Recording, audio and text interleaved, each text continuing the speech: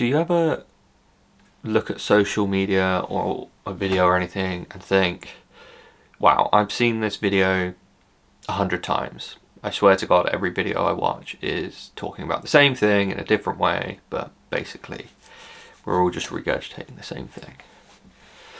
Yeah, I do too.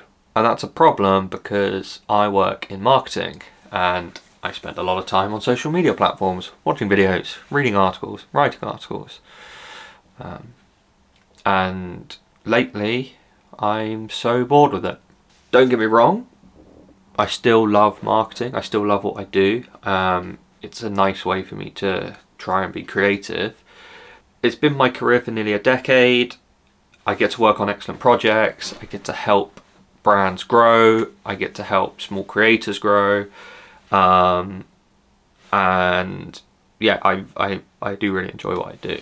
But the content lately, this endless loop of regurgitated marketing advice, recycled LinkedIn cliches, 10-second hacks to go viral, do this in your next video, is, in my world at least, the true definition of brain rot. And I'm quite done with it. However, I do want to remain creative. I do want to keep making videos. I do want to keep sharing my knowledge and my experiences. So I'm going to try and do something a little different. Firstly, I'm going to try and fall back in love with creating the process, finding the process. Here's the thing. If you do something for long enough, like I have with marketing, you naturally build up processes to make your day easier, make your workflows more smooth and more seamless, and you systemize it. You break it up into pieces. And without really realizing over time, you get so good at doing certain aspects that you can really do it with your eyes closed.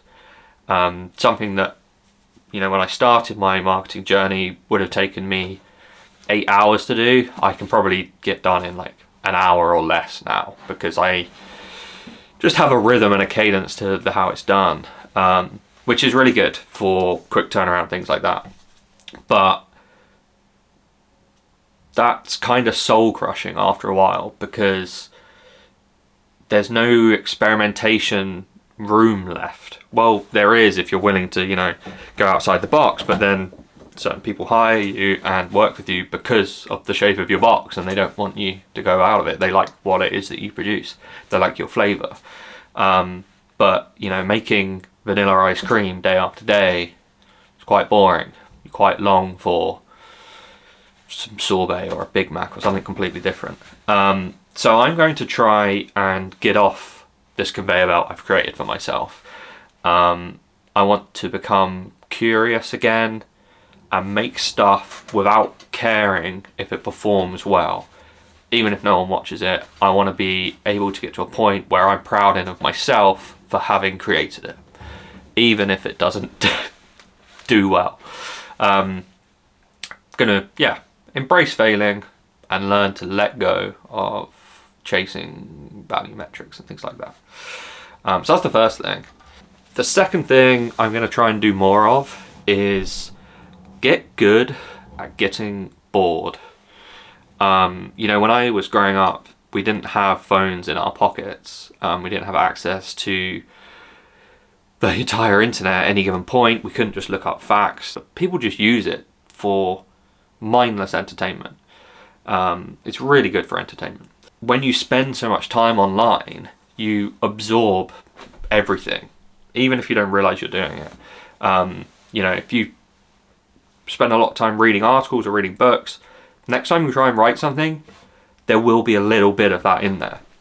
And then you read some more and you write again, read some more. And after a while, we're all reading and writing the same style of stuff, in these echo chambers. Same with videos. I've tried making videos before. I tried making TikTok videos last year, and I just ended up creating videos like my favorite TikTokers and other people. And I was kind of like, well, what's the point in this? They've already made the video. Why am I just remaking the video? Am I doing it just for the likes and just for the followers? Why do I want likes and followers? What good is that to me? It's just more people to appease.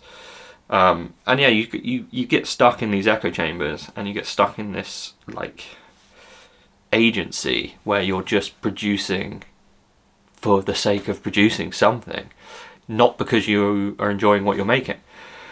But when I was younger, going back to that bit, we didn't have that. So we would go out for like 5 hours after school. No plan on what to do. Sit in a field, talk, go to the swings, go to the sweet shop, you know. We made up our own entertainment, and it was like just us, and we really enjoyed that, and we got to do whatever came to our head. And what that meant was we had so much space in our heads to fill, and be curious about stuff, and be curious about things and never find out the answer. But all of that curiosity and that space for experimentation meant that we came up with some really interesting things. They may not have been useful.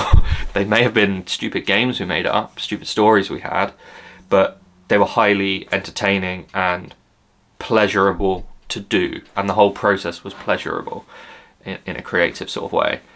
So I'm going to try and get back to that as well. I'm going to try and get off and get away from social media, which is going to be hard because it's such a big part of my 9 to 5. But I'm going to try and embrace being bored. I have a friend who is fantastic at this. He barely ever uses his phone. He might well as well not have it, other than playing RuneScape. But he's not a slave to what people think of him because he doesn't have social media. He's not a slave to, you know, a trend or whatever. He literally will go to concerts and just enjoy the concerts. Doesn't even take a photo of it the whole time. Sometimes doesn't even take his phone. And I think that's a really humbling way to live. And it means that he does so many more interesting things. Yeah, can I walk 100,000 steps in a day? Let's go and do it. Let's just try it. Which is a much healthier way to think, I think. So yeah, those are the two things. I'm going to try and get off of the conveyor belt of just recreating stuff by letting go of my current processes and trying stuff that doesn't fit into the process. And I'm also going to try and get bored in an attempt to rediscover my creativity. Yeah, I guess I'm starting it now by making this very video, which is not a type of video I've ever made before. I honestly have no idea what comes next. I'm excited to be making videos. They might be weird. They might be completely pointless. I might go on rants about certain aspects of marketing. I might end up making the most aesthetically pleasing cinematic for a cup of yogurt. I don't know. Or I might just end up talking to the camera like this a lot. But whatever it becomes, I'm going to make sure it's something that I enjoy doing. I'm not just going to do it because I feel like there's another part of the world pulling me to do it. I'm going to do it because I want to do it. So yeah, if you want to stick around and see what this turns into, that would be cool. If not, that's fine. I'm not your boss. Yeah, let's see what happens.